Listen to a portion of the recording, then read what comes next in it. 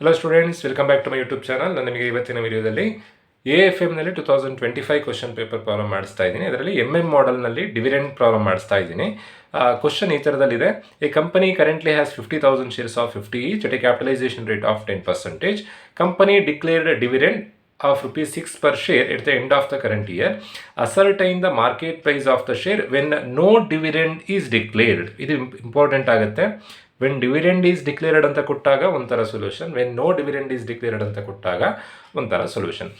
ಮಾಡೆಲ್ನಲ್ಲಿ dividend calculation ಮಾಡಬೇಕಾದ್ರೆ ಡಿವಿಡೆಂಡಿಗೆ ಈ formula, value of the ಫರ್ಮಿಗೆ ಬೇರೆ ಫಾರ್ಮುಲಾ.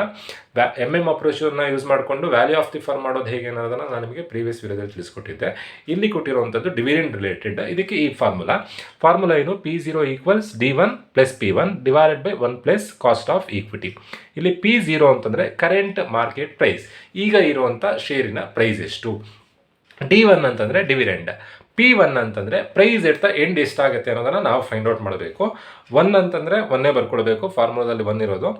ಕಾಸ್ಟ್ ಆಫ್ ಈಕ್ವಿಟಿ ಕ್ವಶನಲ್ಲಿ ಕೊಟ್ಟಿರ್ತಾರೆ. ಈ ಪ್ರಾಬ್ಲಮ್ನಲ್ಲಿ ಈಗ P0 ಈಗಿನ ಪ್ರೈಸನ್ನು ಕೊಟ್ಟಿದ್ದಾರೆ ಕ್ವಶನಲ್ಲಿ. ಒಂದು ಕಂಪ್ನಿಯಲ್ಲಿ 50,000 ಶೇರ್ಸ್ ಇದೆ, ಅದ್ರ ಬೆಲೆ ಎಷ್ಟು ಅಂತಂದರೆ ಈಗಿನ ಬೆಲೆ ₹50 ಇದೆ. P0 ಅವರೇ ಕ್ವಶನಲ್ಲಿ ಕೊಟ್ಟಿದ್ದಾರೆ. P1 ಅನ್ನು ನಾವು ಫೈಂಡ್ ಔಟ್ ಮಾಡಬೇಕು. ಫ್ಯೂಚರಲ್ಲಿ ಎಷ್ಟು ಪ್ರೈಸ್ ಆಗುತ್ತೆ, at the end of the year price ಎಷ್ಟು ಅನ್ನೋದನ್ನು ಫೈಂಡ್ ಔಟ್ ಮಾಡಬೇಕು. D1 ಅಂತಂದರೆ ಡಿವಿಡೆಂಡನ್ನು ಕ್ವಶನಲ್ಲಿ ಕೊಟ್ಟಿದ್ದಾರೆ 6 per share ಅಂತ. ಬಟ್ ಫೈಂಡ್ ಔಟ್ ಮಾಡಲಿಕ್ಕೆ ಏನು ಕೊಟ್ಟಿದ್ದಾರೆ ಅಂತಂದರೆ ascertain the market price of the share, ಅಂದರೆ at the end of the year price ಎಷ್ಟಾಗುತ್ತೆ ಅನ್ನೋದನ್ನು ನಾವು ಫೈಂಡ್ ಔಟ್ ಮಾಡಬೇಕು. When no dividend is declared ಅಂತ ಕೊಟ್ಟಿದ್ದಾರೆ. ಸೊ ನಾವು D1 ಎಷ್ಟು ಬರ್ಕೊಳ್ಬೇಕು ಅಂತಂದರೆ 0 ಬರ್ಕೊಳ್ಬೇಕು. ವೆನ್ ಡಿವಿಡೆಂಡ್ ಈಸ್ ಡಿಕ್ಲೇರ್ಡ್ ಅಂತ ಕೊಟ್ಟಿದ್ರೆ D1 ಅನ್ನು 6 ಬರ್ಕೊಳ್ಬೇಕಿತ್ತು. When no dividend is declared ಅಂತ ಕೊಟ್ಟಿರೋದ್ರಿಂದ D1 ಅನ್ನು 0 ಬರ್ಕೊಳ್ಬೇಕು. ಇದು ಇಂಪಾರ್ಟೆಂಟ್. ಡಿವಿಡೆಂಡ್ ಈಸ್ ಡಿಕ್ಲೇರ್ಡ್ ಅಂತ ಕೊಟ್ಟಾಗ ಒಂಥರ, ನೋ ಡಿವಿಡೆಂಡ್ ಈಸ್ ಡಿಕ್ಲೇರ್ಡ್ ಅಂತ ಕೊಟ್ಟಾಗ ಒಂಥರ.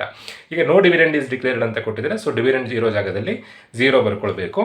ಕಾಸ್ಟ್ ಆಫ್ ಈಕ್ವಿಟಿ ಅವರೇ ಕ್ವಶನಲ್ಲಿ ಕೊಟ್ಟಿದ್ದಾರೆ. ಕಾಸ್ಟ್ ಆಫ್ ಈಕ್ವಿಟಿ ಎಷ್ಟು ಅಂತಂದರೆ ಕೊಟ್ಟಿರುವಂಥ ಪರ್ಸೆಂಟೇಜ್ 10% ಕೊಟ್ಟಿದ್ದಾರೆ. 10% ಅಂದರೆ 10/100. 10/100 ಅಂದರೆ 0.10 ಆಗುತ್ತೆ. ಈಗ ಫಾರ್ಮುಲಾ ಅಪ್ಲೈ ಮಾಡಿದ್ರೆ ನಮಗೆ ಡಿವಿಡೆಂಡ್ ಮಾಡೆಲ್ನಲ್ಲಿ ಡಿವಿಡೆಂಡ್ ಮಾಡೆಲ್ನ ಆನ್ಸರ್ ಸಿಗುತ್ತೆ. P0 ಅಂತಂದರೆ ಈಗಿನ ಪ್ರೈಸ್ ಎಷ್ಟು ಅಂತಂದರೆ 50. ಹಾಗಾದರೆ ನಾವು ಫೈಂಡ್ ಔಟ್ ಮಾಡಬೇಕಾಗಿರೋದೇನು, at the end of the year price ಎಷ್ಟಿರುತ್ತೆ ಅನ್ನೋದನ್ನು ಫೈಂಡ್ ಔಟ್ ಮಾಡಬೇಕು. D1 ನಾವೀಗ ನೋ ಡಿವಿಡೆಂಡ್ ಅಂತ ಕೊಟ್ಟಿರೋದ್ರಿಂದ ಕ್ವಶನಲ್ಲಿ 0 ಬರ್ಕೊಳ್ಬೇಕು. ವೆನ್ ಡಿವಿಡೆಂಡ್ ಈಸ್ ಡಿಕ್ಲೇರ್ಡ್ ಅಂತ ಕೊಟ್ಟಿದ್ರೆ D ಇರೋ ಜಾಗದಲ್ಲಿ 6 ಬರ್ಕೊಳ್ಬೇಕಿತ್ತು. ಪ್ಲಸ್ P1 ಗೊತ್ತಿಲ್ಲ, P1 ಅನ್ನೇ ನಾವು ಫೈಂಡ್ ಔಟ್ ಮಾಡ್ತಾ ಇರೋದು. /1 ಪ್ಲಸ್ ಕಾಸ್ಟ್ ಆಫ್ ಈಕ್ವಿಟಿ ಎಷ್ಟಿದೆ, ಕಾಸ್ಟ್ ಆಫ್ ಈಕ್ವಿಟಿ 0.10 ಇದೆ. 50 = 0 + P1 /1 + 0.10 ಅಂದರೆ 1.10 ಆಗುತ್ತೆ. ನೆಕ್ಸ್ಟ್ ಇಲ್ಲಿರೋ 1.10 ಇಲ್ಲಿಗೆ ಬಂದರೆ ಇಂಟು ಆಗುತ್ತೆ. 50 × 1.10 = 0 + P1. ಅಲ್ಲಿಗೆ 11 ಮಲ್ಟಿಪ್ಲೈ ಮಾಡಬೇಕು. 50 × 1.10 ಮಾಡಿದಾಗ 55 ಆಗುತ್ತೆ. 50 × 1.10 ಆನ್ಸರ್ 55 ಆಗುತ್ತೆ. 55 = 0 + P1. ಇವೆರಡನ್ನ ನಾನು ಇಂಟರ್ಚೇಂಜ್ ಮಾಡಿ ಬರ್ಕೊಳ್ತಿದ್ದೀನಿ. ಇಂಟರ್ಚೇಂಜ್ ಮಾಡಿ ಬರೆದ್ರೆ ಸೈನ್ ಏನು ಚೇಂಜ್ ಆಗೋದಿಲ್ಲ. ಬಟ್ ಯಾವುದೋ ಒಂದನ್ನು ಮಾತ್ರ ಚೇಂಜ್ ಮಾಡಿದ್ರೆ ಅವಾಗ ನೀವು ಸೈನ್ ಚೇಂಜ್ ಆಗುತ್ತೆ. ನಾನಿಲ್ಲಿ ಲೆಫ್ಟ್ ಇರೋದನ್ನು ರೈಟಿಗೆ ಬರ್ಕೊಳ್ತಿದ್ದೀನಿ, ರೈಟ್ ಇರೋದನ್ನು ಲೆಫ್ಟಿಗೆ ಬರ್ಕೊಳ್ತಾ ಇದ್ದೀನಿ. 0 + P1 = 55. P1 = ನೋಡಿ 0 + P1 ರೈಟ್ ಹ್ಯಾಂಡ್ ಸೈಡ್ ಇತ್ತು, ನಾನು ಇಲ್ಲಿ ಲೆಫ್ಟಿಗೆ ಬರ್ಕೊಂಡಿದ್ದೀನಿ. 55 ಲೆಫ್ಟಿಗೆ ಇತ್ತು, ರೈಟಿಗೆ ಬರ್ಕೊಂಡಿದ್ದೀನಿ. P1 = 55. ಇಲ್ಲಿರೋ 0 +0 ಈಚೆ ಬಂದರೆ -0 ಆಗುತ್ತೆ. P1 = 55.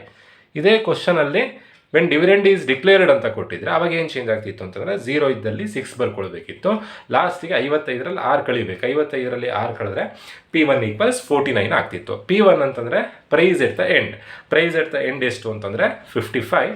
Simple calculation. ಹೋಪ್ ಎಲ್ರಿಗೂ ವಿಡಿಯೋ ಅರ್ಥ ಆಗಿದೆ ಅಂತ ಅಂದ್ಕೊಳ್ತಾ ವಿಡಿಯೋ ಮುಗಿಸ್ತಾ ಇದ್ದೀನಿ. Thank you.